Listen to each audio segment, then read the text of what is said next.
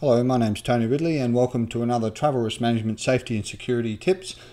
I'm the Editor-in-Chief at travelriskmanagementsolutions.com and welcome to tip number 9, where we're going to be talking and discussing personal protection and bodyguards.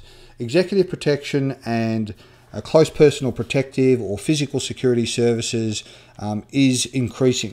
It's increasing for executives who value the time efficiencies associated with effective executive protection programs. Many people have a misnomer that executive protection is purely for the person's physical well-being, when in fact it can be for schedule management, it can be for the facilitation of administrative and logistics purposes, it can be for the efficiency and enhancement of individuals' schedules, to act as an executive or personal assistant, whereby they're also providing physical protective services as well.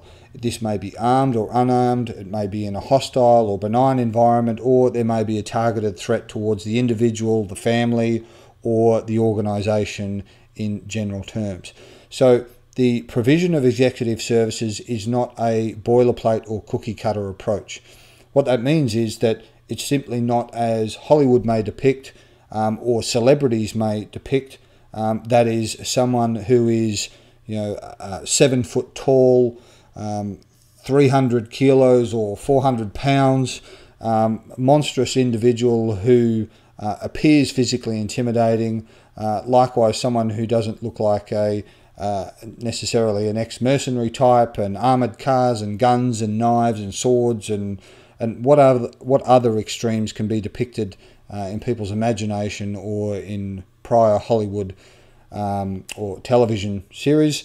The reality is that it's different circumstances for different events. It may be someone with nanny childcare qualifications. It may be someone with advanced paramedical skills for the provision to someone who may have a physical ailment or condition.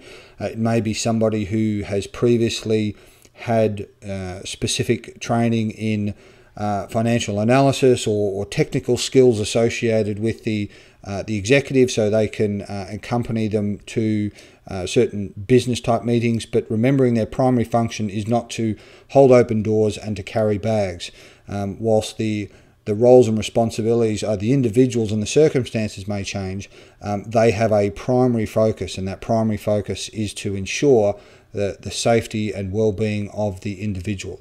It's the purposes in which they've been engaged, and it should be the primary concern for their engagement, and they should not therefore be dual role. Now, the other thing to remember for those who have not prevailed such services is that it is a very demanding and certainly taxing function. So therefore the expectation shouldn't be that the one person or two person is sufficient, when in reality they may be providing 12, 24-hour non-stop consistent and persistent support to an individual. So again, all things should be considered, and it should be contextual, and it should be related to the business objectives and certainly threat and hazard based.